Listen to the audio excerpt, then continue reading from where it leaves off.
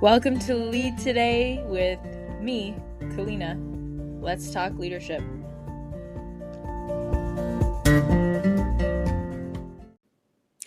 This episode would not be possible without Anchor. It's free and the easiest way to make a podcast. They're creation tools that allow you to record and edit your podcast right from your phone or computer. Anchor will distribute your podcast for you so it can be heard on Spotify, Apple Podcasts, and many more. You can make money from your podcast with no minimum listenership. It's everything you need to make a podcast in one place. So, download the free Anchor app or go to anchor.fm to get started. Hello and Happy New Year. It's so good to be back with you. I really do love this time on this show. It's such an opportunity to just consider new ways of thinking, learn from individuals. I have such a blast, and I want to thank you so much for listening, for being here and giving me input and joining me in this journey of learning and growing every single day in every single way. Your support means everything to me, so thank you for listening. Thank you for reviewing, subscribing, liking, sharing, contributing your money. It all means the world to me. Today, as we begin a new year, a new season, whether you're beginning a new job, a new relationship, anything that's feeling that new energy for you, I'd really love to explore a concept that means so much to me, and that is that I think confidence is a real fallacy when you're beginning something, especially, but even when you get good at something. I don't know that there's ever an end or ever full confidence, because the more you learn about something, the more you realize you really don't know everything, because you never will, and that can be a really daunting idea. And so a lot of people talk about, especially in the coaching world, about confidence, right? I want to feel more confident. I want to feel more confident in my job. I want to feel more confident about the parenting style I have, about how I show up in my relationships. I want confidence. And I think we're going after I don't want to say wrong, but I think we're on a bit of a misguided road with that word and with that feeling, because we really only feel confidence after we have accomplished the thing that we are dying, to accomplish. We're hoping to accomplish. We're really wishing and wanting. The only time we feel confidence is when we get these positive reinforcements that, yep, it's happening. But really what we need before we start something is something different. Because when you're about to begin, you don't have the confidence that comes with having already achieved, even if it's in a small way. And so today, I would love to explore the idea of willingness. And what that means to me is being willing to begin, to try, to fail, to learn, to grow, to explore, to be uncomfortable. It's maybe a bit cliche sounding, but that's what, to me, it takes to go and do something new, unknown, uncertain, and challenging. It's something flips in your head, and it's not something flips and now you're confident. I don't think that's what it is. In doing thousands of coaching sessions with people over and over again, what flips in their head is not, okay, I'm confident now. It's, okay, I'm willing to do this. I'm willing to try it out. I'm willing to take that minute little next step. And yes, before we toss everything out, I still agree with and deeply resonate with the idea of identity being very important, aligning our identity. James Clear's work with Atomic Habits, really big, right? Talking about, hey, okay, if you believe you're a runner, then you'll go and do things that a runner does. Yes, I'm on board with the identity side of things. I just don't think that the identity side of things starts or builds momentum using confidence.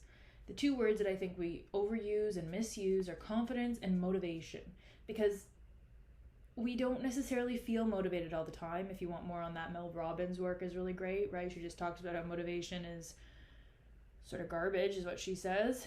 And then on the other side is this confidence idea. Like, hey, I'm going to pump myself up. I'm going to listen to these motivational tapes and really kind of have to amp myself up, get my head in the game. I don't think what we're doing is actually amping ourselves up into confidence. I think we're amping ourselves up into willingness, into, yeah, okay, I'll do it. I'll go for the run. Yes, I will go and try a new recipe. I'll go on the date. I'm willing to go in a new direction. I'm willing to, yes, I'll keep the job that I don't love right now. I know I don't love it, but I'm plotting out new steps, new territory. I'm willing to take on the side hustle and map it out and maybe get some help and figure it out. I'm willing to go find financing and funding for my business or my new home or my new project, right? It's like, I'm willing. And I think that that's so much more powerful, at least for me. This is what I'm finding when I really, because then it's not, I've got to force myself to fake it. It's not fake it till you make it. It's not.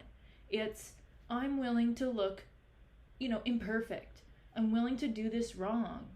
I mean, I don't even know what wrong means anymore, because I'm just willing to do it, and it's gonna end up in a way that I didn't think it would, but that's fine. I still did it, and that doing is what's giving me experience, and the experience then grows into some level of confidence, and again, maybe not even confidence, but proficiency and understanding. And the proficiency and understanding, it's like if you've performed surgery a bunch of times, if you've done a lot of coaching sessions, I'm not confident in my coaching. I feel proficient in a skill set that I have refined because I have done it again and again and again, and scenario after scenario. And so I understand the core tenets of coaching. I understand what it takes to support someone, to hold space to new insight. I know the questions and the methodology, and it's because I studied a methodology and then I've put it into practice multiple times. Confidence to me, it's a misnomer.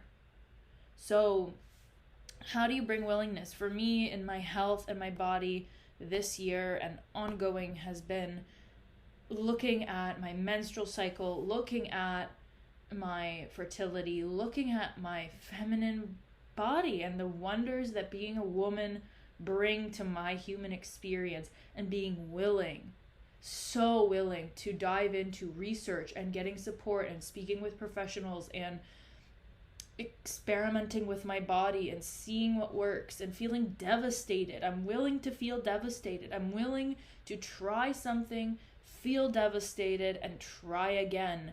And in all of it, what allows me to feel that willingness is knowing that the more I do things, the more I'm willing to explore this area of my life. So the more I'm willing to heal the feminine issues and challenges that I have,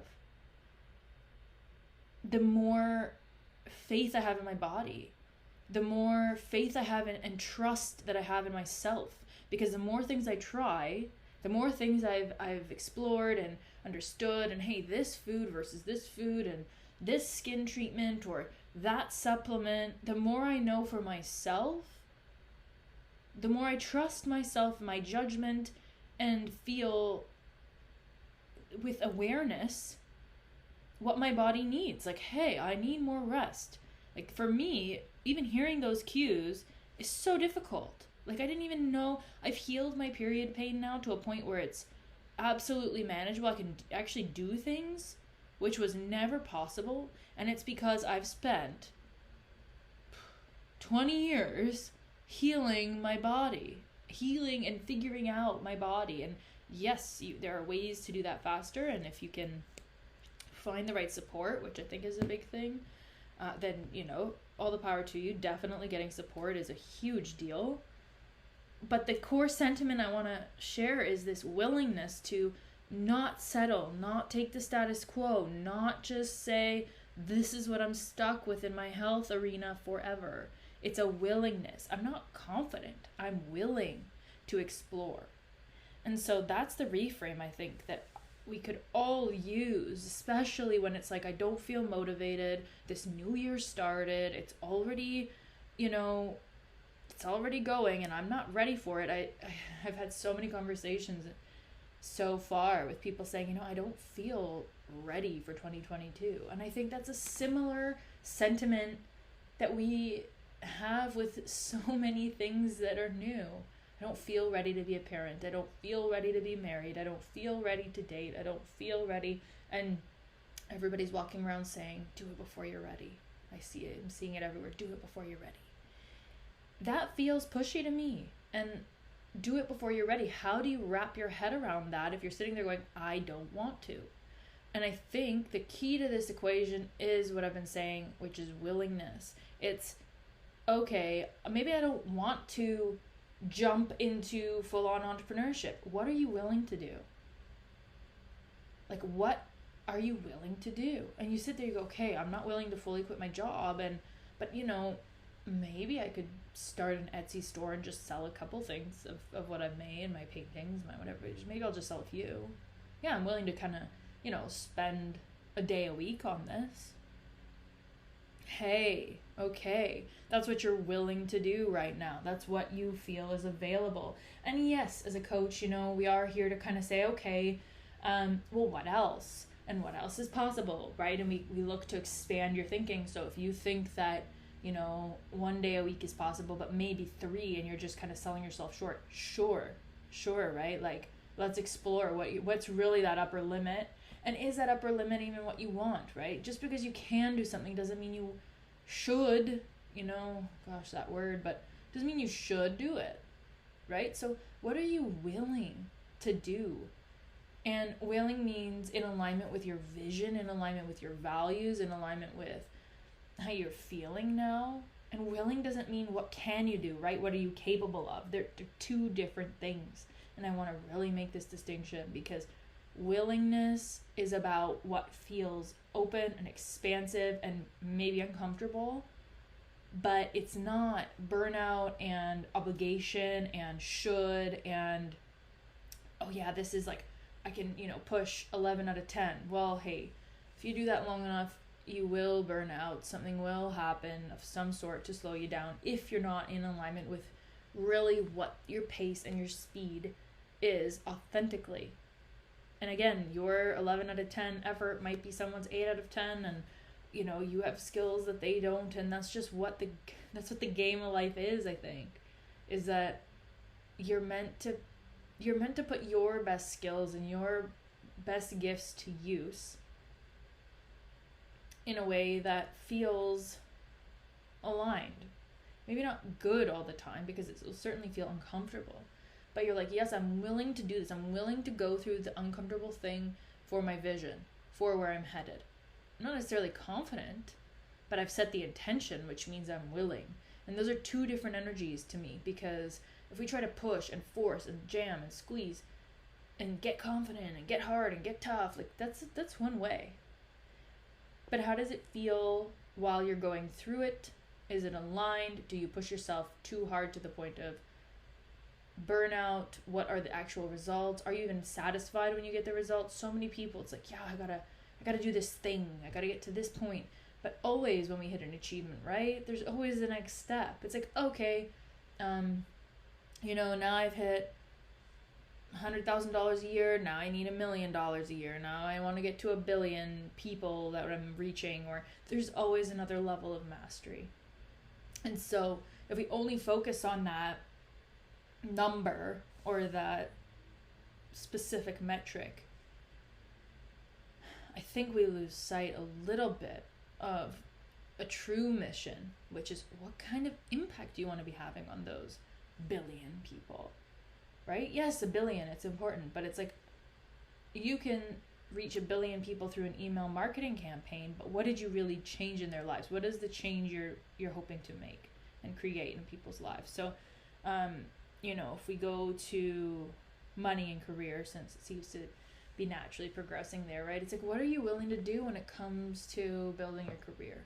Like this somehow probably, when I think of it, has some level of relation to the Bible and to God's will and this idea of being guided and led by God. And I wouldn't say what I would say is that when it comes to money, what are you willing to be known for? What are you willing to support people with? How much time are you willing to give? And if you think of it, in my interview with Tammy Peterson last year, I really loved what she said about, thy will be done. And she prays in the morning, and it's like, even if it's just something as simple as thy will be done, it's like God's will is what she's talking about. And what we gain from that is also understanding that willingness is that intention setting and that allowing and that opening up to what will be, but it's certainly not, hey, I know the how and I know the exact when and I know all the little details. And don't get me wrong, I'm not saying don't plan anything. I'm saying have the intention, have a plan laid out, know it's probably going to go half right, half sideways, half right, left, it's just going to be different from what you envisioned. But does it reach the why of what you're doing, and does it reach your intention, right? So if your intention is to support 1 million people, your intention is to get into aerospace engineering because you really want to see space travel reach new levels in your lifetime, you want to get humans to Mars, like whatever that intent is, you'll know if you're going closer or away from it. When you accept things, if you're willing to do things, your willingness will come from the fact that you feel and notice and believe and see and think, whatever words you use, that is going to bring you closer to that vision that you hold. So yes, vision and a rough plan on getting there, absolutely important in any regard, right? Like my vision for my body was started out with pain-free periods, has gotten to, being the optimal peak fertility and supporting my reproductive system and all of my systems, my whole body, supporting them to the fullest to be in optimal health and feel vital and alive. So it's gone from, hey, I have this issue, I want to be pain-free, to this bigger vision. But the way it happened, the timeline it happened, how it continues to evolve, the challenges I face along the way, they're all sort of going to pop up, and I can't plan them all, but I can be willing to face them instead of putting them under my bed and hiding them away and ignoring. And so I really hope to bring willingness to you in your life this year. And that's why this podcast, I'm really just going to explore a bunch of different avenues. Another way I think that I've been willing is in regards to relationships. And so, the 3 main areas of our lives, we've got health, we've got relationships, and we have money. And I think, broadly speaking, right? And so in relationships, I said yes to marriage. I've said no and set boundaries to different relationships. And I think saying no is also really important. It's also a willingness in a way. So I don't want to misconstrue this way of thinking by saying, okay, willing means, yes, I just say yes to everything. No. Willingness is I'm willing to protect my sleep. I'm willing to protect my health and my spiritual practice, my family, my integrity. And in that, there are going to be things I say no to because I'm so clear on my intentions. And there's a book I'm reading that I'll definitely share about in a subsequent episode that we can sort of go through this together, because I'm going through this book and really finding clarity on, okay, what are my standards of integrity? What does that even mean? Because, we all have this conscience in our minds, but what are we living in alignment with our conscience or not? I think we know in those moments when we go against it, we get that sort of twinge like, oh, that's not right, but we do it anyway. So we can explore standards of integrity in a later episode, because I love this book I'm reading. But beyond integrity, willingness is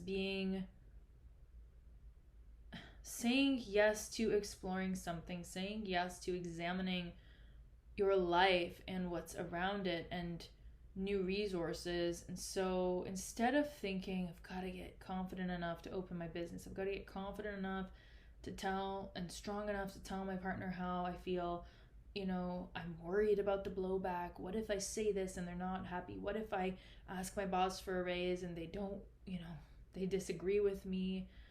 They don't want to give it to me. What if these things go wrong that I'm working on? What if my kids go in the wrong direction? What if I'm not doing the right job in parenting? What if my body? What if we have all these what if scenarios? And I think we could alleviate a lot of the what ifs if we really were present in what's going on right now and saying, okay, well, what am I willing to explore and do? And what am I not willing to do? I think that clarity gives us way more than trying to artificially pump up some kind of confidence when we don't innately feel that. I think we can get on board with willingness before we can get on board with confidence.